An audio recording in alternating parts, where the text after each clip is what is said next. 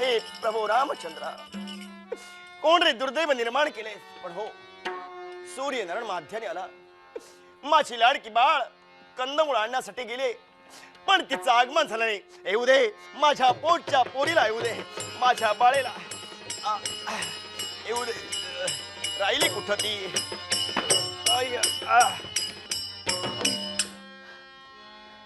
बापरे, बाबांना यातील काही सुद्धा सांगता कामा नये.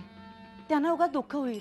त्यापेक्षा आपण त्यांची सेवा करून माझ्या मनाचं समाधान करणं हेच उचित आहे. राहिली कुठं कुणास ठाऊ. सूर्यनारायण तर माध्याने नाही, बाळेच्या एडाक. बाबा, श्रीहरी भगवंत आशीर्वाद असे. परमेश्वरानं सदैव आपलं कल्याण करावं. बाबा, मी किती जरी दुःखात असले, एवढंच मागणं त्या दीन दयागण भगवंताजवळ मला मागायचंय.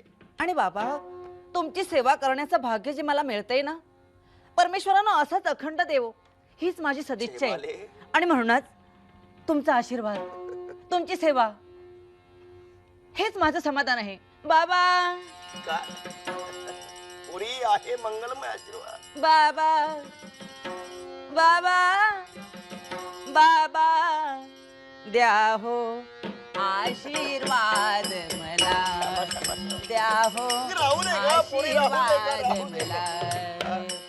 बाबा, अरे वा, बाबा, आशीर्वाद हवाय. बाबा, परमेश्वरानं सदैव कल्याण द्या करावं. हो आशीर्वाद मला. हे भगवंता, कोण आहे परमभाग्य, होय परमभाग्य निर्माण झालं. आशीर्वाद मला. या चरणाच्या धुलीकणाने, या चरणाच्या, या आमच्या चरणाच्या धुलीकणाला भाग्य उजळले माझे सारे. भगवान सुखी ठेव रे माझ्या लेकराला. भाग्य उजळले माझे सारे. आशीर्वाद मला द्या ना हो. आहे आशीर्वाद आहे. मला परमेश्वर द्या सदैव हो. सुखी ठेवील तुला. आशीर्वाद मला. तुझ्या येण्याकडे लक्ष लागले होते. अरे बापरे, का कुणास ठाऊक आज मनात एक सारखे भलभलते विचार आवरू लागले. ज्या माझ्या लाडक्या पुरीला जन्म दिला, सूर्यनारायण माध्याने आला आणि येण्यासाठी विलंब. पुरी तुझ्याकडे पाहिला की एका क्षणार्धाच्या निमिषाला आठवण होते ग मला, केव्हा एकदा माझ्या पुरीचं लग्न करीत. जा मुली जा, दिल्या घरी तू सुखी राहा, नांदा सौख्य भरे शुभ मंगल सावधान. एकदा का मंगल अक्षता तुझ्या मस्तकावर टाकल्या म्हणजे कन्या ऋणातून मुक्त होण्याचं भाग्य. होय, कन्या ऋणातून मुक्त होण्याचं भाग्य पुरी या तुझ्या जन्म देणाऱ्या बापाला मिळणार आहे. जे नशिबात आहे तेच घडणार. दुःख करून तरी काय उपयोग? पण बापरे, भीती वाटते. कसली भीती? अगं, ज्या बापानं तुला आईचं प्रेम दिलं, पिताच्या ममतेनं जवळ घेतलं, आणि आज तुझ्याकडे पाहतोय सर्वांगाचा एक सारखा थरका. काय प्रकार? आवाज आवाज कोणाचा तरी येतोय. पाहूया कोण येतोय. या झोपडीत त्या तरुणीने प्रवेश केला, पण कोण असं आहे चौकशी केली पाहिजे. कुठे आहे का या झोपडीत? अरे बापरे, या गरीबाच्या मोडक्या झोपडीत द्वारावर कुणातरी हाक ऐकू येते. अहो, कुणी आहे का या मोडक्या झोपडीत? आम्ही जरी गरीब असलो तरी मनानं श्रीमंत असल्या कारणानं कुणी येऊ द्या. येणाऱ्या जणांचं स्वागत करणं हा आमचा शिष्टाचार. कुणी आहे का या झोपडीत? कुणी नाही हरी की काय? हरी भगवंत. अरे वा, नमस्कार. ठीक आहे. नाही नाही, तुम्ही बसा, तुम्ही बसा. या बसा, बसा. विराजमान व्हा. या झोपडीत दुसरं काही मिळणार नाही. काय हो? ना ओळखी ना परिचय, जीवनात केव्हाही व्यक्ती न पाहिला कारणानं मनात जरा संभ्रम निर्माण झाला. नाव काय आपलं? कवड्यान नरेश राजा खटवांगशी आमच्या देहाला संज्ञा. एक विचारू, तुम्हाला वाईट वाटणार नाही ना? राजशाहीला आमचा पुन्हा एकदा ठीक. नमस्कार. तुम्हाला वाईट वाटणार नाही ना? वाईट? मला काही विचारायचंय. विचारा. नाही म्हटलं तरी तुमच्या संपूर्ण देहाचं अवलोकन केलं असेल. दारिद्र्यानं पीडित आहात. एवढाच नव्हे तर तुमचा एक हा पाय तुटलेला आहे. कोणा पण काय नाव काय तुमचं? याला कारण आहे कारण दुर्दैवाचे भोग. होणारा उपाय कोणता लल्लाट रेषा खरी जे लील भाळी ते चुके ना कदा काळी परमेश्वराच्या नाही दरबारीत न्याय तसा होता म्हणत राजे आमच्या जीवनात हा प्रमाद घडला काय म्हणायचं काय तुम्हाला? तुमच्या प्रमाणे मी सुद्धा एक राज करता होतो तुम्ही राजा? विदर्भ देशचा राज करता राजा वज्र बहुमन माझ्या नावाचा जय जयकार साऱ्या जनतेनं केला पण राजेश्वर नाही आमचं सुख दुसऱ्याच्या न पाहावलं नाही कोणीतरी सैतानानं अमावास्येच्या भयानक काळोख्या रात्री माझ्या संपूर्ण राष्ट्राला वेडा दिला आणि सार राज्य अग्नीत भस्मसात झालं सैन्याला प्रतिकार करत असताना कळानं शस्त्राचा आघात माझ्यावर पायावर करताच राजेश्वर एका पायाला आम्ही लंगडे झालो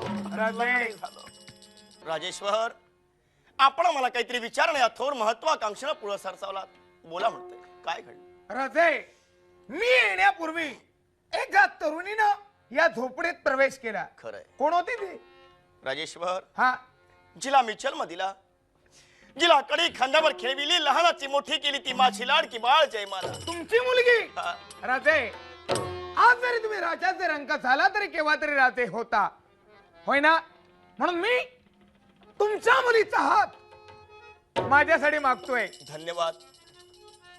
माझ्याही मनात तेच विचार वारत होते केव्हा एकदा पोरीचं लग्न करीन माझ्या बाळीचं लग्न झालं म्हणजे कन्या ऋणातून मुक्त होण्याचं परम भाग्य माझ्या जीवनात म्हणजे प्राप्त होणार. ठरलं पण लग्न म्हटल्यानंतर माझ्या बाळीला मला प्रथमतः विचारलं पाहिजे विचारा.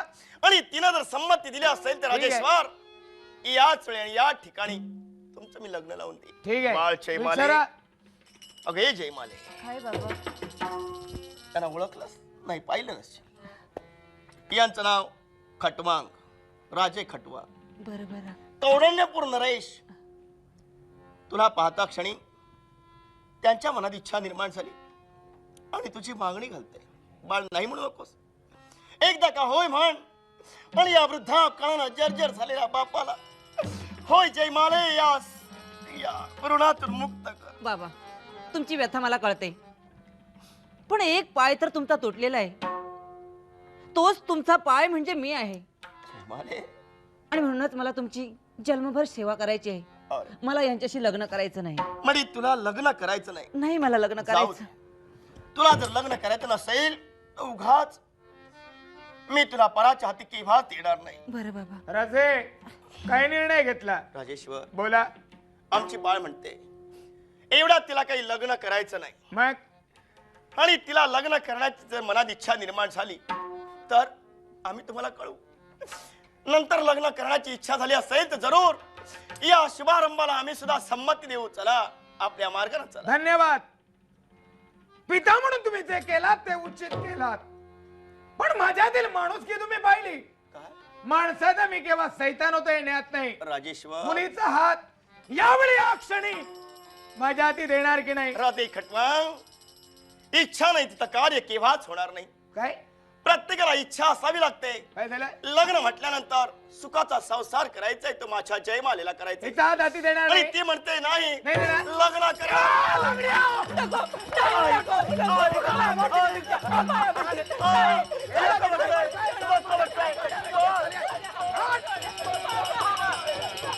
माझी लाडकी बाळ भगवंता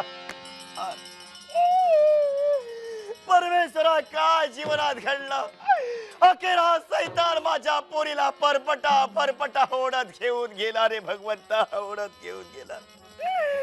हे विश्वनियंत्या परमेश्वरा हाच करे तुझ्या न्यायी दरबारीत न्याय आहे का? सत्याचा वाली परमेश्वर गाढ झोपला का? म्हणूनच आपल्या दयेचा दरबार भगवंता दान तरी का रे मांडिलास का मांडिलास आणि हाच माझ्या पोटच्या पोरीला घेऊन एक सारखा फरफटा ओढत तो सैतान घेऊन गेला.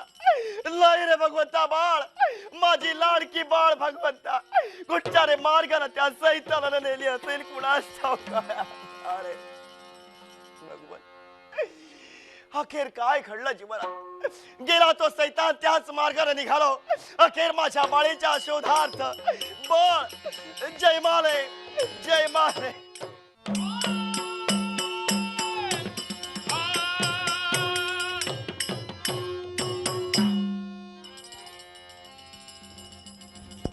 द्वारकेचा सूर्यरेखांकित किरीट माझ्या मस्तकी विराजमान केला आणि त्या दिनापासून या द्वारकेच्या प्रजाजनासाठी मी सदैव झटतोय. ही माझी द्वारकेची प्रजा. पण एकाच गोष्टीचा मी विचार करतो आहे. माझा कनिष्ठ भाता कृष्ण, ज्या कृष्णाकडे मी जबाबदारी वेळोवेळी सांभाळण्यासाठी देतोय खरं, पण ती जबाबदारी कृष्ण आपल्या माती घेत नाही. पण आज मनाचा ठाम इच्छा एकच, ही थोर जबाबदारी कृष्णाच्या हाती सुपूर्द करावी आणि तदनंतर पुढील निर्णय घ्यावा. येऊ दे, कृष्ण येण्याची वेळ झालेली आहे. नंदाचा हा अलबेला, नंदाचा हा अलबेला मन मोहन मुरली वाला ओ मन मोहन मुरली वाला ओ मन. दादांच्या पायाच्या नखापासून डोक्याच्या केसापर्यंत जर निरीक्षण केलं असेल तर दादांचा क्रोध अनावर झालेला दिसतोय. दादांचा क्रोध कसा शांत करावा हे कृष्णाला ज्ञात आहे. दादा, आपला कनिष्ठ भ्राता आपल्याला साष्टांग नमस्कार करतोय. कल्याण होईल. दादा, एवढंच पाहिजे. तुमचा आशीर्वाद या कृष्णाच्या पाठीशी असल्यानंतर जीवनात जेवढं जेवढं मी सत्कर्म करीत त्या प्रत्येक सत्कर्माला आपल्या आशीर्वादाची साथ मिळेल. कृष्ण, हा, एकसारखी आतुरतेने तुझी मी वाट पाहत होतो रे. केव्हा कृष्णाचं आगमन होतं आणि द्वारकांच्या मुखातून शब्द केव्हा कृष्णाच्या करणे ऐकू येत आहे. आणि दादा, तुम्ही माझी मार्गप्रदिशा करणार म्हणूनच तर अगदी वेळी या राज दरबारी माझं आगमन झालं. आज तुला काही महत्वाचं सांगायचं आहे. काही विशेष सांगायचंय. हा हा, काय सांगायचं? तुझ्या म्हणण्याप्रमाणे ते विषय असेल, पण मी तुला आवर्जून सांगणार आहे, लक्षात ठेव.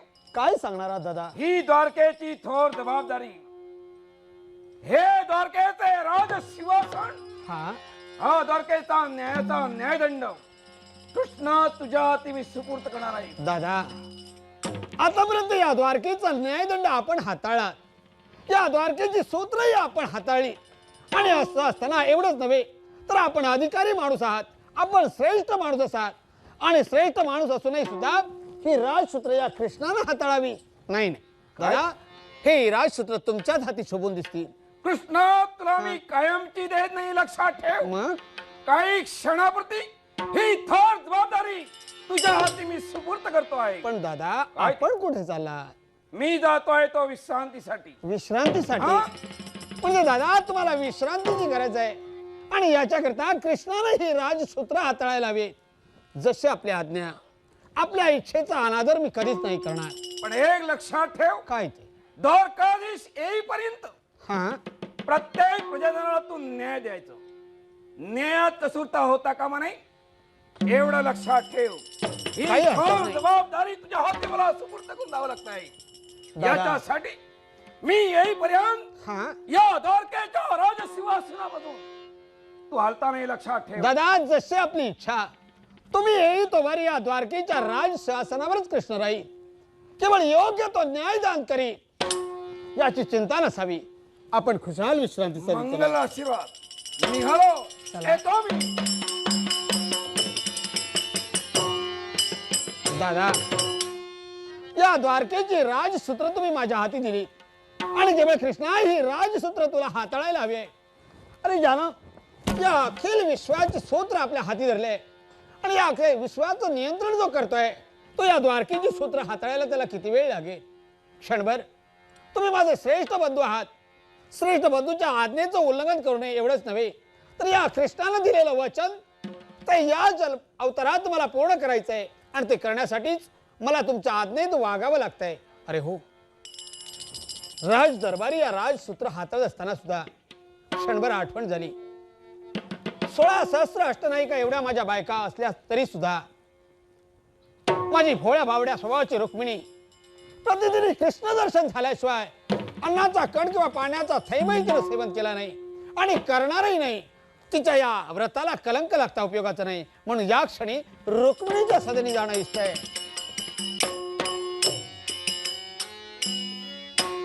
बाळ, जय मालाय भगवंता. एक सारखा मार्गाला मार्ग क्रमण करतोय रे. त्या सैतान राजकर्त्यामध्ये खटमांगण माझ्या कन्येचं हरण केलं. कोणत्या मार्गाने गेला असेल कुणास ठाऊक रे भगवंता, कोणत्या मार्गाने गेला असेल कुणास भगवंता. माझ्या जीवनात आसेचा किरण निर्माण करणारी माझी लाडकी जयमाला अखेर या म्हाताऱ्याला सोडून गेला. करणारा बस ठरला विचार, एकच पर्याय, या जगात जगण्यापेक्षा या उंच अशा दगडावर आत्मघात थांब थांब करीसी असा आत्मघात काय, थांब थांब करीसी असा आत्मघात काय, थांब थांब करीसी असा आत्मघात काय. बांधून या घेसीसी, बांधून या घेसीसी, बांधून या घेसीसी घोर पातका. थांब थांब करीसी असा आत्मघात काय, थांब थांब करीसी असा आत्मघात काय, थांब थांब करीसी असा आत्मघात काय. काय करता आहात आपण? हे ब्रह्मबंधा, हे त्रिकाल ज्ञानी पुरुषा, का थांबिला? माझी एकुलती एक लाडकी बाळ जयमाला हिच हरण केलं त्या खटवांगणानं. सारा सर्वस्व जीवन संपलं. स्वतःच्या जीवनाचा सर्वनाश करावून या दगडाचा आधार घेतला असता योगीराज का मला थांबिला? मरण हे किंवा मागून मिळत नसतं. अस्वजीविताला कंटाळून आपण आत्मघात करू पाहतात, पण मी आपल्याला आत्मघात करू देणार नाही. मला सांगा, एवढा आत्मघात तुम्ही करता आहात तो स्वजीविताला कंटाळून, खरंय. मग कुठल्या देवतेची आपण भक्ती करता? माझ्या दयेचा देव म्हणे प्रभू रामचंद्र अयोध्येच्या पुण्यभूमी जन्माला येऊन राम राज्याला सुरुवात झाली त्या राघवाची एकनिष्ठाने मी भक्ती करतोय. बाबा, मग जो 7व्या अवतारानं नटलेला प्रभू रामचंद्र 8व्या अवतारानं गोपाल कृष्ण या नावानं नटलेला आहे. काय? संप्रत त्याच्या ती न्यायदंड आहे.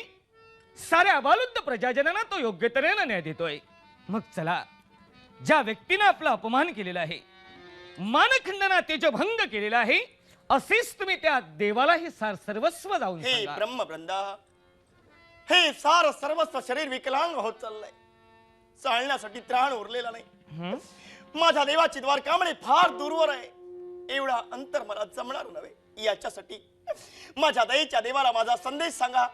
भगवान, तुझ्या लाडक्या भक्तावर संकट निर्माण झालंय, संकटाच्या महाभयंकर जरीत कोसळलंय म्हणून सांगा. मग ठीक आहे, जशी आपली इच्छा. येतो मी. नारायण. निघालो याच मार्गाला परमेश्वराचं ध्यान चिंतन करण्यासाठी, ध्यान चिंतन करण्यासाठी, ध्यान चिंतन करण्यासाठी.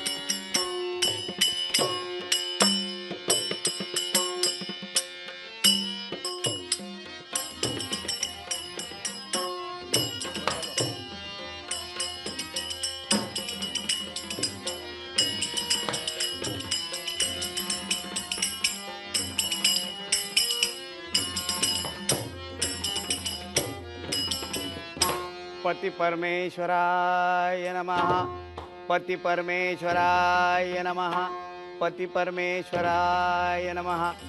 देवा, ही आपली लाडकी पत्नी रुक्मिणी एकसारखी तुमची मार्गप्रतीक्षा करते. तुमच्या येण्याला वेळ झाल्यामुळं खरोखर मला कुठेही करमत नाही. तुमचं पूजन करावं, तुमच्या पवित्र चरणाचे धुलिकन मस्तकी विराजमान करावे आणि तुमचं दर्शन घेतल्याशिवाय एक अन्नाचा कण किंवा एक पाण्याचा थेंब सुद्धा मी माझ्या उदरी केव्हा जाऊ दिला नाही. मग या रुक्मिणीची किंवा आज तुम्हाला येत नाही का हो? या म्हणते ना, लवकर या, तुमच्याशिवाय खरोखर मला करमत नाही. आणि म्हणून म्हणते, नाही मजसी करमत सजना, नाही मजसी करमत सजना, नाही मजसी करमत सजना. तुमविन मजला चैन पडेना, तुमविन मजला, तुमविन मजला, तुमविन मजला चैन पडेना. नाही मजसी करमत सजना, नाही मजसी करमत सजना, नाही मजसी करमत सजना. दिवास माझ्या तळमळ लागे, दिवास माझ्या, दिवास माझ्या तळमळ लागे लवकरी येऊनी धीर द्याना झडकरी येऊनी धीर द्याना नाही मदसी करमत सजना नाही मदसी करमत सजना नाही मदसी करमत सजना. देवी रुक्मिणी अगं बाई देवा नमस्कार करते. सौभाग्यवती भव, या सौभाग्यवती भव, या या सौभाग्यवती. बसा. बाई सारखी तुम्ही तुमची बाई सारखी तुमचीच मार्ग प्रतीक्षा करते. तुमच्या येण्याला वेळ झाल्यामुळं कुठंच लक्ष लागत नव्हता. आणि देवी रुक्मिणी, हा अगं राज दरबारातील कर्तव्य बाजूला ठेवून हा हा या तुझ्या सदनापर्यंत मी धाव घेतली, याला कारणही तसंच आहे. असं कळतं बरं. एका आर्य कुलोत्पन्न स्त्रीचं व्रत पायदळी चिडविल्या जाऊ नये, ते व्रत सतैज राहावं म्हणूनच हातातील कर्तव्य बाजूला ठेवून माझ्या या लाडक्या रुक्मिणीच्या सदरी माझं आगमन झालंय. देवा काय? तुमच्या पवित्र चरणाचे धुलिकत मस्तकी विराजमान करावे, हा. तुमची भक्ती करावी, तुमची सेवा करावी, हे माझं कर्तव्य आहे. मग तुमची सेवा केल्याशिवाय माझ्या मनाला स्थिरता नाही मग आणि मी जा. केव्हा अन्नाचा कण सुद्धा माझ्या मुखात घेत नाही. तुमची पूजा करावी म्हणून जा पंचारती रुक्मिणी घेऊन लवकर. हा? आहे ना माझी ललकार? आहे ना माझी ललकार. नारायण हे भगवन नमस्कार. इच्छित मनोरथा सफला संतो दीर्घायुष्य मग. झालं रे देवा माझ्या मनाचं समाधान. बाळ नारदा, हा तुझं आगमन आणि या द्वारकेत होय देवा. ते सुद्धा रुक्मिणीच्या सदरी आश्चर्य, नारद मुनी. माझं आश्चर्य. म्हटलं तर सहज नाही तर मुद्दा म्हणालाच तरी चालेल. नारदा, हा म्हटलं तर सहज नाही पेक्षा मुद्दा, म्हणजे तुझं जे आगमन झालंय त्याच्या मागे कोणतं तरी रहस्य म्हणजे सामावलंय. मुद्दा मला राज. मग सांग रे देवा. काय विदर्भ नरेश राजकर्ता राजा वज्रभाऊ हा भक्त गुणाचा नारदा, हे काही नव्यानं सांगायला हवंय का? तो तर माझा निश्चिम भक्त आहे. अगदी बाल्यावस्थेपासून या वयात येईतोवर त्यानं माझी आर्निश भक्ती केली आहे, मला त्यानं पूजिलंय. मग देवा तन मन धन एकवटून त्यानं आरनेस तुझी भक्ती केली. अर्थात तोच तुझा निस्सीम भक्त भगवंता संकटा काय? नारायण देवाचा भक्त. नारदा, तुझ्या मुखातून मिळणारे शब्द त्या गोपाल कृष्णाचा भक्त संकटात आहे. होय देवा. सांग नारदा, कोण अशी पाशवी शक्ती जन्माला आली आहे आणि आपल्या आसुरी शक्तीला थैमान घालू या कृष्ण भक्ताला त्यानं बंधन केलंय, त्याच्यावर संकट आणलंय. भगवन सर्वजाण सर्वशक्ती तू आहेस, अर्थात पण माझ्या मुखातूनच जर का तुला ऐकायचं असेल नारदा, स्वर्गात भूलोकी अवतीर्ण होण्यापूर्वी तुम्हाला वचन दिलंय हा आणि वचनाला तू बद्ध आहेस.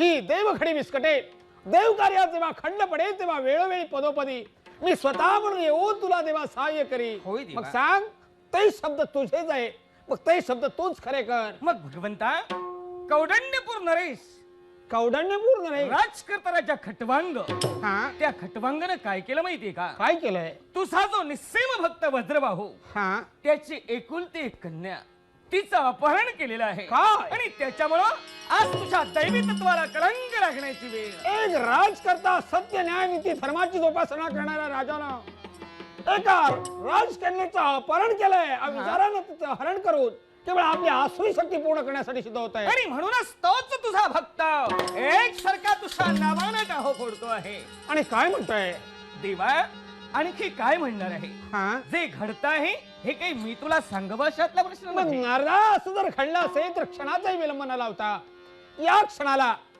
त्या माझ्या परमभक्ताची कन्या संकटात आहे, तिला संकटमुक्त करणं कर्म प्राप्त आहे. देवी रुक्मिणी, काय म्हणता? त्या क्षणी तुझ्या सदरी तुझं व्रत पूर्ण व्हावं या अपेक्षेनं मी इथं आलो होतो. मग पण हे बघ, मला माझ्या सर्व सुखापेक्षा भक्ताचा संसार प्रिय आहे, खरंय. भक्ताचं सुख प्रिय आहे. भक्ताचं सुख हे देवाचं सुख असतं. आणि याच्यासाठी तुझा गोड निरोप हवाय मला. आहे ना, माझा गोड निरोप आहे. मग येतोय मी. चला. एक कर्तव्य मुक्त होऊन त्या राजकन्येला मुक्त करी, राजाला शासन करी. येतोय नारदा, येतोय मी. नारद मुनी, देवाचं तर जाणं झालं, तुलाही वाईट वाटलं असेल, वाईट वाटणार नाही कसं? कारण आज तुझ्या कर्तव्यात खंड पडलेला आहे. अगदी बरोबर नारद मुनी. पण नेहमी निश्चिंत त्यांची राहा. पूजा केल्याशिवाय मी केव्हा अन्नाचा कण सुद्धा पाण्याचा थेंब उदरात माझ्या गेला नाही. पण आज माझी सेवा अपुरी राहिली. मग अपूर्ण राहिलेली इच्छा जर का तुला माझ्या परिपूर्ण व्रताला करायची नारद मुनी हा कलंक लागेल ना? असेल, तर ऐक, याच्यासाठी मी काय करू आता? अशीच तुलसी वृंदावनात जा तुळशी वृंदावनात. आणि अपूर्ण राहिलेली इच्छा तुझी परिपूर्ण करण्यासाठी तुझ्या नवऱ्याची आरनीस तू तिथं भक्ती कर, तेवढंच तुझ्या मनाचं समाधान होईल. काही हरकत नाही नारद मुनी. त्रैलोक्य वंदन तुम्ही आहात. देवानं आतापर्यंत तुम्ही मार्गदर्शन केलंय अर्थात तुमचे शब्द मी मानेन. जाते तुळशी वृंदावनात नारायण, त्यांची नारायण. सेवा करण्यासाठी निघून जाते. ठीक आहे भगवान, याच्याही पुढे काय घडत आहे हे दृश्य दृश्य रूपानं पाहण्यासाठी नारायण नारायण.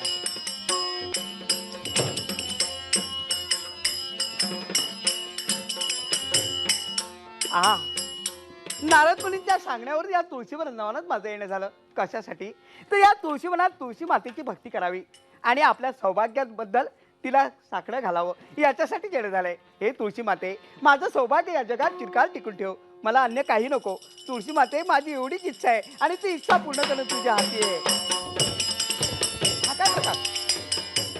कौरण्यपूरचा त्याग केला, शिकार साध्य करण्यासाठी अरण्यात प्रवेश केलाय, पण अद्याप शिकार न गवसल्या कारणानं मनात अनेक यक्षप्रश्न मला भेडसावू लागले. पण नवदाई, याच मार्गाने मार्गक्रमण करावं, आपण पुढे जावं. अरे बापरे, कोण आपण? आणि आमच्या तुळशी वृंदावनाच्या ठिकाणी तुमचं येणं झालं? कौंडण्यपूर आहे माझं साम्राज्य. कौंडण्यपूरचं साम्राज्य? राजा खटवांगाशी माझ्या देहाला राजा संज्ञा. खटवांगाशी तुमच्या देहाला शोध्या. आपला परिचय? मी गोपाळकृष्ण यांची भार्या रुक्मिणी असं मला म्हणतात. नाव रुक्मिणी. हो.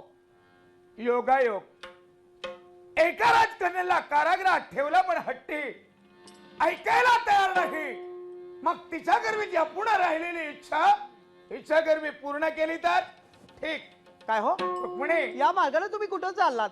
निघाला होतो शिकार साध्य मग करण्यासाठी, शिकार साध्य झाली का पण तुम्हाला? तुझ्याकडे पाहिलं हा, आणि पुढचा निर्णय इथंच मी स्थिर केला. म्हणजे या बोलण्याचा अर्थ तुझं सौंदर्य. सौंदर्य? थांबा खटवांग, काय म्हणता?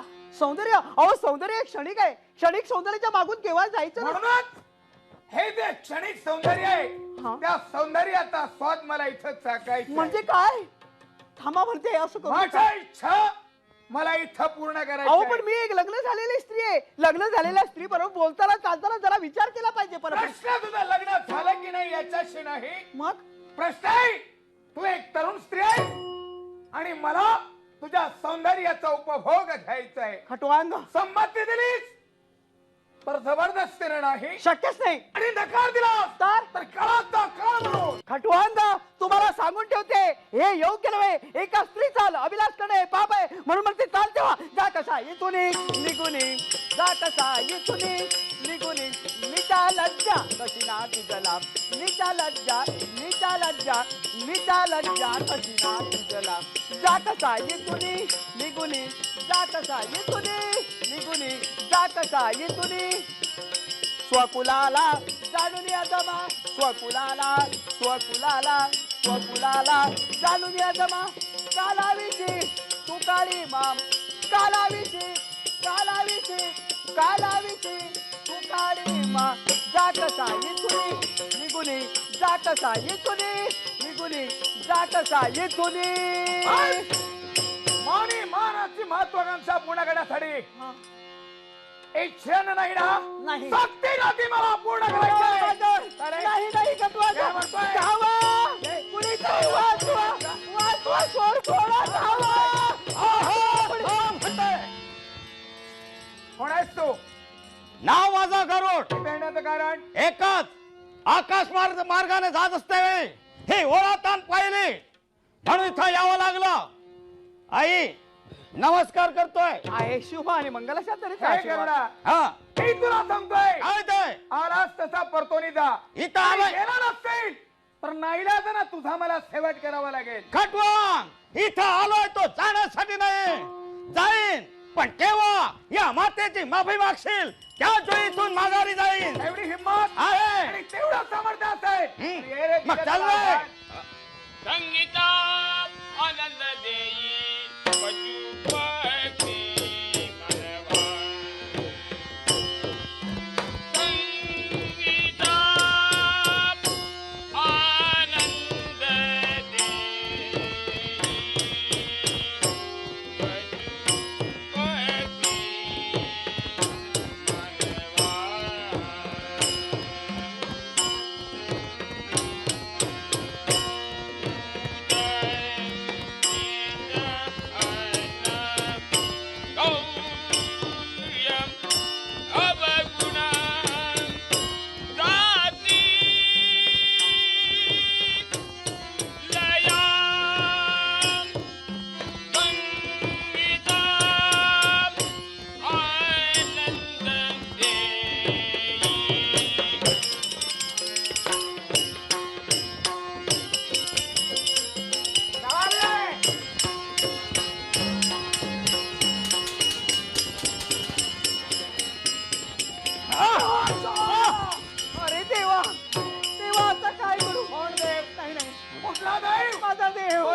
दे मला. माझ्या सौभाग्याचा अजूनही तुझा देव या विश्वात पहिले नाही.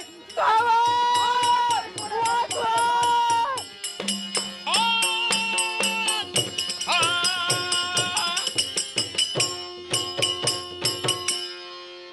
वारे कृष्ण, तुझ्या हाती थोर जबाबदारी मी सुपूर्त केली. असं असताना हे द्वारकेचं आसन रिक्त विश्वासघात केलायस तू. अर्थात या कृष्णाला जाव विचारण्यासाठी प्रत्यक्षात द्वारकाधीश. हे असं कसं? काय झालं दादा? मी पाहिलं ते काय? कृष्णा तुम्ही मला काय एक सांग रे. पाहिलं मला काही ज्ञात नाही, पण आता पाहता ते मात्र सत्य आहे. आश्चर्य वाटतंय मला. कशाबद्दल? अरे मी या राजसिंहासनाकडे पाहिलं त्यावेळी काय दिसतं मला? काय दिसलं? मी माझ्या नेत्राने पाहिलं ते काय? या राजसिंहासनावर कृष्ण नव्हता आणि एका क्षणात क्रोधामे होतो आणि या कृष्णाला जाव विचारणार एवढ्यात हा कृष्ण या आसनावर. दादा, काय रे लबाडा? दोष तुमचा नाही हो. पुष्कळ वेळ विश्रांती घेतलात तुम्ही आणि त्यातूनच जबाबदारीनं कृष्ण, आला. मुखातून पडलेले शब्द यावेळी मागच्या माग घे. का? कुणाशी बोलतोय याचा विचार केलायस का? दादा, मी तुमच्याशी बोलतोय. होय ना? हा, मग तोंड सांभाळून बोलायचं. पण दादा मला सांगा, आतापर्यंत मी तुमच्याजवळ खोटं बोललोय का? तू कधी खोटं बोलला नाही, मग मला खात्री आहे. पण कधी कधी बोलूनही जातोयस. आणि दादा, काय तुम्ही रे? दिलेली जबाबदारी मी कसा विसरेन? खात्री पटली. हो, स्वाभिमान वाटतोय तुझ्याविषयी. त्यातल्या त्यात मी होतो किंवा नाही हे मला विचारण्यापेक्षा जरा चारी दिशाला निहाळून पहा. जाऊ दे. योग्य तो न्यायदान केला जातोय की नाही. या विषयाला इथंच पूर्णविराम. बसा दादा, बसा. बैस. मला एक सांग, काय? मी तुझ्या हाती न्यायाचा न्यायदंड दिला खरा आणि मी विश्रांतीसाठी गेलो. हा, मला सांग, आज पावे तू प्रत्येकाला न्याय व्यवस्थित दिलाय ना रे? योग्य तो न्याय मी दान केलाय. मग मला सांग, कुठतरी आभास होतोय मला. कशाचा? कुठतरी आभास होतोय. कशाचा? कोणीतरी ओरडतोय. देवा गरुडा, देवा गरुडा, देवा. तुझी अशी स्थिती होय देवा. कोणी केली? तेव्हा प्रसंग. प्रसंग? होय. आणि या कृष्णाच्या वाहनाच्या माथी हा देवा. त्याचं नाव ऐकता सारं विश्व हादरलं जात आहे. अशा गरुडावर प्रसंग आलाय. देवा अशी व्यक्ती कोण आणि त्या व्यक्तीनं आपल्यावर प्रसंग आणलाय? देवा, आज या गरुडावर प्रसंग नव्हे तर आपल्यावर प्रसंग आहे.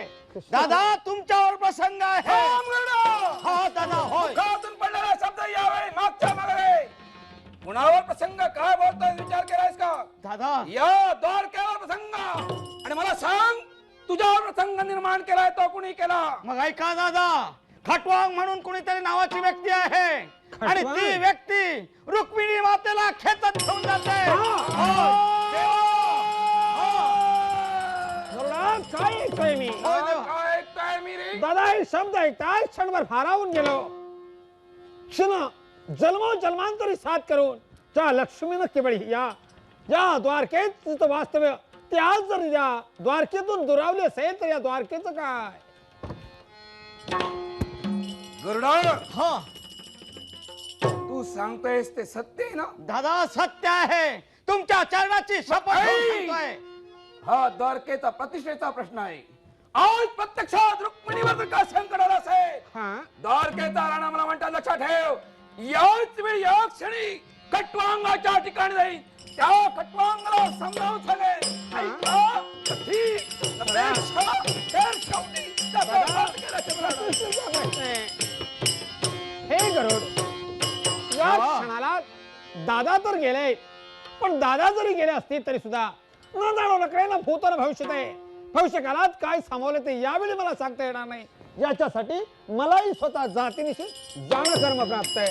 चल हो पुढं.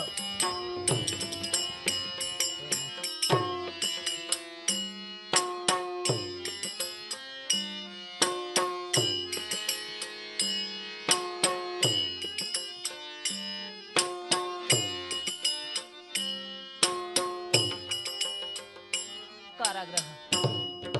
या कारागृहाच्या चार भिंती आणि त्यात मला डांबून ठेवलंय. कारण काय की मी त्याच्याशी लग्न करावं. पण राजकर्ते खटवांग ज्यानं माणसातील माणुसकीला मोठमाती दिली अशा नराधमावरून मला लग्न करायचं नाही. पण मला एकसारखी माझ्या बाबांची आठवण येते. काय करावं हे सुचत नाही. पण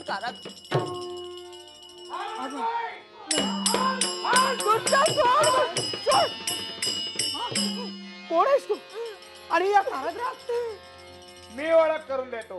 कोण आहे? तुझ्याप्रमाणे ही एक सुंदर युवती होती म्हणजे आहेत, मग पण हिची अवस्था अशी मी केलेली याला आहे. कारण तरी काय? माझ्या म्हणण्याला होकार देत नाही म्हणून. तुझ्या म्हणण्याला म्हणजे कोणत्या म्हणण्याला तुझ्या? मला हिच्याशी लग्न करायचं काय? आहे. हिच्याशी लग्न? संबंध जर असेल सक्तीनं. जबरदस्तीनं लग्न करायचंय? हा. नको खटवांग, असं करू नकोस रे. परस्त्रीचा अभिलाष करू नकोस. याच्यासारखं मग पाप या जगात दुसरं. हे रुक्मिणी, हे मानवाला सांगितलं जातं मी दिसायलाच माणूस आहे, वृत्तीला सैतान, आणि तुला जर अजमावून पाहायचं असेल तर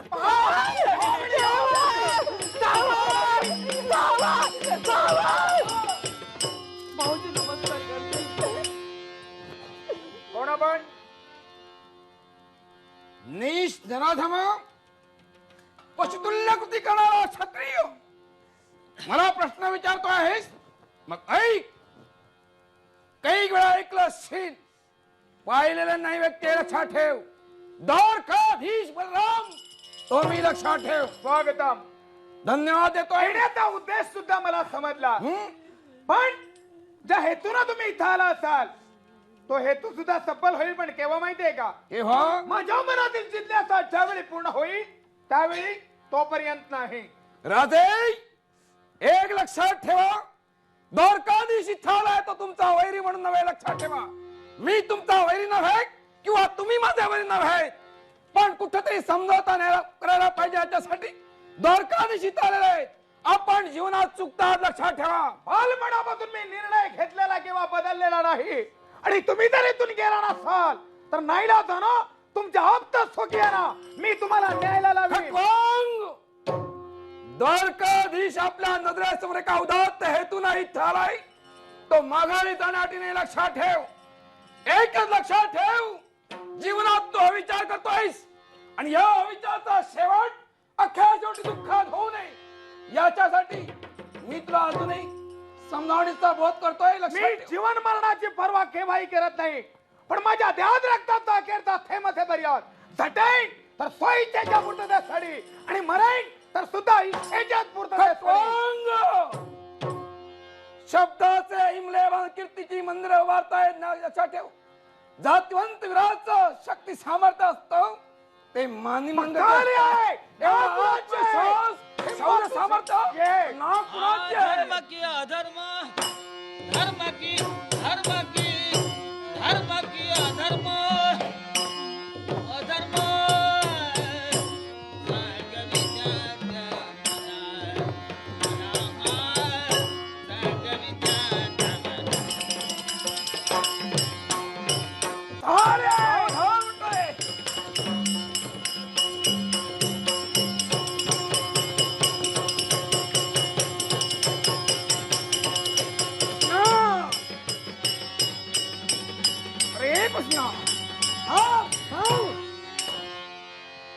कोण खटवांग? काय करतोयस हे तू? जे आपण पाहिलं तेच. मी पाहिलं ते करतोय. तुला हे शोभतंय? माझ्या मर्जीचा प्रश्न. मर्जीचा प्रश्न. एका राजकारणात जन्माला आलेला एक राजकर्ता विचार करतोय, मर्जीप्रमाणे वागतोय, त्याला राजा म्हणतात. आणि समाज काय ते? मी माझ्या मर्जीप्रमाणे वागलो, हा. कोण माझं काही करू शकतं? शाबास. अरे तुझ्याच पारिपत्यासाठी इथं आलोय. मर्जीप्रमाणे स्वतंत्रतेला स्वैराचार घालायला सुरुवात केली आहे, आणि या स्वैराचाराला योग्य वेळी पायबद्ध घालण्यासाठी कृष्ण इथं आलाय. ते याला साध्य झालं नाही, ते तू साध्य करणार. मला दिसतं तसं नसतं, पण सगळ्यात जग फसतंय. सगळ्यात महत्त्वाची गोष्ट आहे.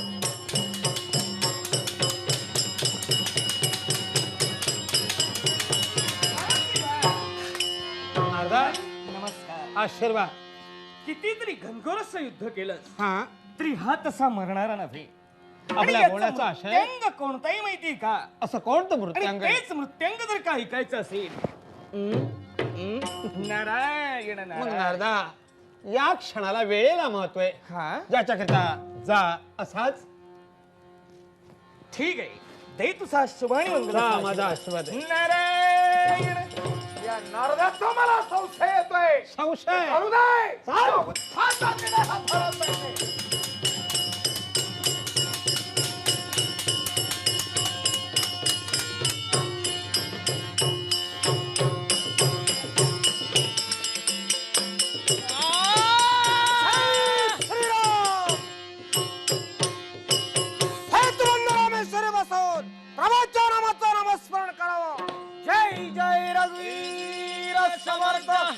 जय जय रघुवीर समर्थ रघुपती राघव राजा राम प्रसिद्ध पावन सीताराम रघुपती राघव राजा राम प्रसिद्ध पावन अरे राम राम राम राम नामाचा जय घो राम म्हणते हा आपल्या प्रभूच्या ध्यानात मग्न आहे.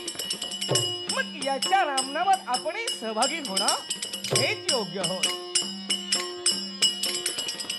रघुपती राघव राजा राम जय श्रीराम. माझ्या प्रभूच्या नामाचा रघुपती राघव राजा राम पतित पावन सीताराम श्रीराम जय राम जय जय राम श्रीराम जय राम जय जय राम श्रीराम जय राम जय जय राम श्रीराम जय राम जय जय राम राजा राम पतित पावन सीताराम रघुपती राघव राजा राम पतित पावन नारायण जय जय रघुवीर समर्थ. कोण रे नारदा हा या सेतुबंध रामेश्वरी तुझं आगमन बरोबर सहज की मुद्दाम. म्हटलं तर सहज नाही तर मुद्दाम म्हणालास तरी चालेल. मुद्दाम येण्याचं कारण मला सांग बालपणापासून तू कुठल्या देवतेची भक्ती करतोय? प्रभू रामचंद्राची. मग त्याच तुझ्या देवाच्या चारित्र्याला आज कलंक लागले. जय जय रघुवीर समर्थ. माझ्या देवाच्या चारित्र्याला कलंक सांग नारदा कुणी लावलेला आहे? मग कलंक कुणी लावलेला आहे ती व्यक्ती कोण हे प्रत्यक्ष जर का तुला पाहायचं असेल चाल जय सगळ्या श्रीराम.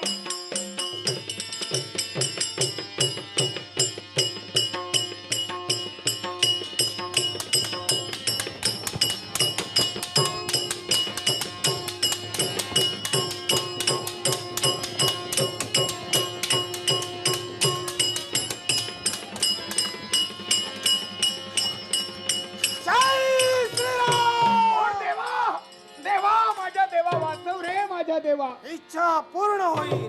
देवा गुरुदेव तुम्हालाही नमस्कार. होईल तुझं काय ते चांगलं म्हणतोय. देवा मी आपल्या आज्ञेचं पालन केलं. सद्भक्तांना छळलं नाही. स्त्रियांच्या वार्तेला गेलो नाही. तरी सुद्धा माझ्यासारख्या सज्जनाला हे दोघे जण मारू पाहतात. चिंता करू नको. आवाज म्हणून वाचलो रे तुझ्या देवा. देवाचं या ठिकाणी आगमन झालेलं आहे तुझ्या रक्षणासाठी. हे हनुमान. पण त्या अगोदर नारदा माझा देव कुठे आहे? अरे हाच तुझा साक्षात हे परमेश्वर आहे. हनुमान तुझा देव तुझ्या समोर उभा आहे आणि केवळ विचार अत्याचार करणारा या राजा खटवांगाच्या खात्यासाठी मी तुला पाचारण केलंय. कोण कुणाचा देव? तुझा देव. मी माझ्या देवाला पूर्ण ओळखतोय. अरे माझा देव प्रभू रामचंद्र. अरे होय तुझं म्हणणं अगदी बरोबर आहे. अरे प्रभू रामचंद्र हा माझा 7वा अवतार. मत्स्य कुर्मा वराह नरसिंह वामन परशुराम राम आणि 8वा कृष्ण. 8व्या अवतारानं कृष्ण या नावानं मी नटलोय आणि म्हणूनच तर केवळ तुझ्या समोर मूर्तिमत्त तुझा देव उभा आहे. लक्षात ठेव. नाही आज मला कळलंय की माझ्या भक्ताचा शेड करण्यासाठी तुम्हा दोघांचं आगमन झालेलं आहे आणि भक्ताचं रक्षण करण्यासाठी त्या भक्ताचा देव या ठिकाणी अवतरला पाहिजे. हनुमान प्रत्यक्षाला प्रमाण नको आहे. त्यांना प्रतिमता स्त्रियांचा छळ केलाय ते सापडत तुझ्या नजरेसमोर उभे आहेत आणि अशा तऱ्हेची कृती करणारे या एक राजा खटवांगाच्या वतीनं तू जर त्याचा सहाय्यक म्हणून इथं उभा राहिला असेल तर शेवटी देवभक्ताच्या नाताचा धागे तोडून कृष्णाला प्रतिकाराचं शस्त्र स्वीकारलं. यात तुझं आव्हान मी स्वीकारलेलं आहे केवळ भक्त रक्षणासाठी. मग एवढं जर सामर्थ्य असेल तर होऊ द्या सुरुवात तुझ्या माझ्या देवाची येतारी सुभाषण हरी देवाची येतारी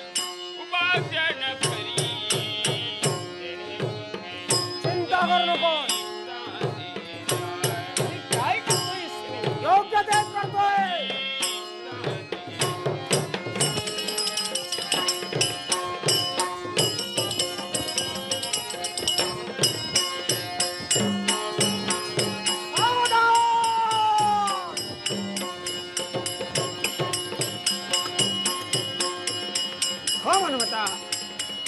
दादा, प्रसंग फार आठवायचा आहे याच्यासाठी.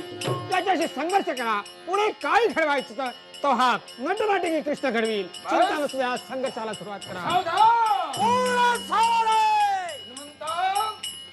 केवळ भक्त रक्षणासाठी या ठिकाणी आलाय, पण विचार केला नाही. तुझ्या समोर मूर्तिमंत द्वारकाधीश बलरामचा काळ म्हणून उभा आहे, लक्षात ठेव. याच वेळी तुझं आव्हान मी स्वीकारलेलं आहे.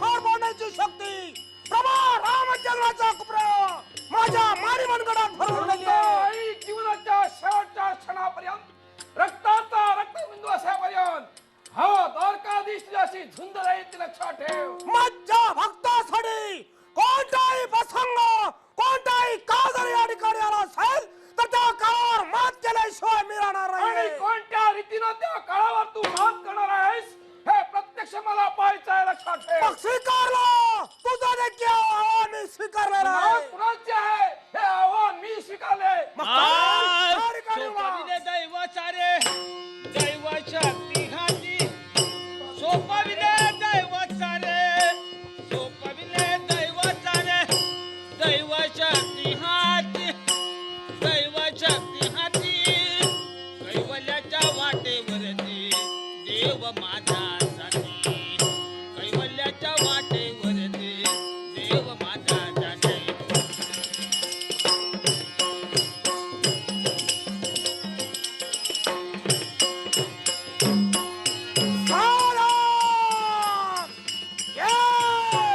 तुझा शेवट.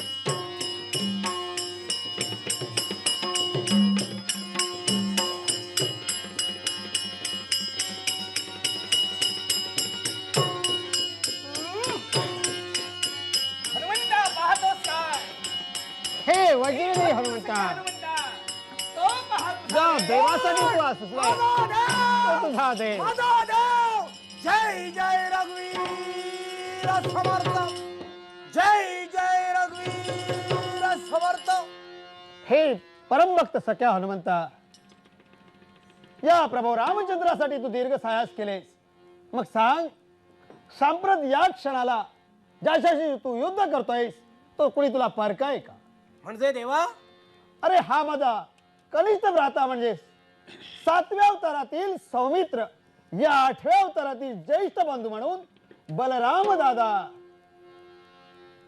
पण देवा, काय आज तुझं मला दर्शन झालेलं आहे, माझ्या मनाचं समाधान झालेलं आहे. एवढंच नव्हे, पण तुम्ही लोक या ठिकाणी कसे? याला कारण आहे. असं कोणतं? अरे जिच्या शोधासाठी आतापर्यंत दीर्घ सायास तू केलेस, रावणाच्या लंकेचे कोळसे केलास आणि सीता शोध करणारा हनुमान आज त्याच सीतामाईवर संकट आलंय, त्या संकट आणणाऱ्या व्यक्तीला सहाय्य करतोय. मला सांग, ही कोण तुझी? ही माझी माई आहे देवा. मग या माईच्या पल्लवाला जर कोणी चांदणानं हात घातला तर तू काय करशील? जय श्रीराम. माईच्या पल्लाला ज्यानं हात घातलेला आहे त्याचे दोन्ही हात त्याच्या देहामधून उपटून काढल्याशिवाय राहणार नाहीये. फक्त नाव सांग. पण या क्षणाला तुझ्या माईच्या पल्लवाला हात घालणारी व्यक्ती दुसरी तिसरी कोणी नाही, राजा खटवांग. देवा नमस्कार. राजा खटवांग, अधर्म अत्याचार तू केलेला आहेस.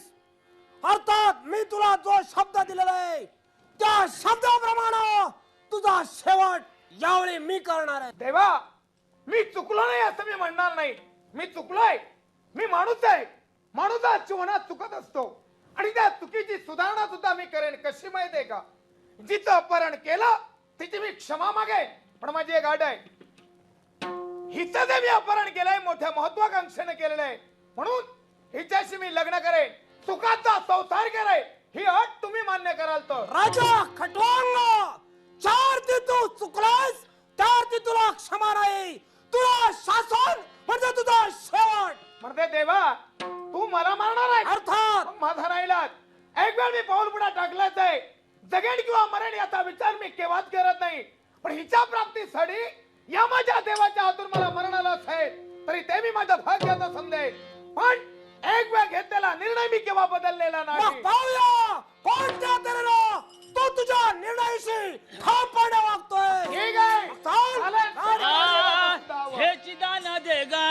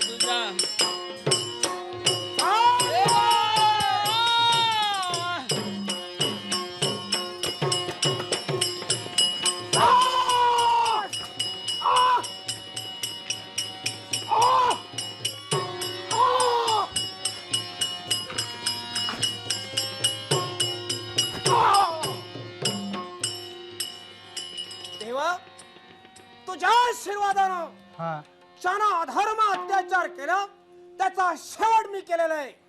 हे हनुमान, तुझा तो निश्चिम भक्त होता.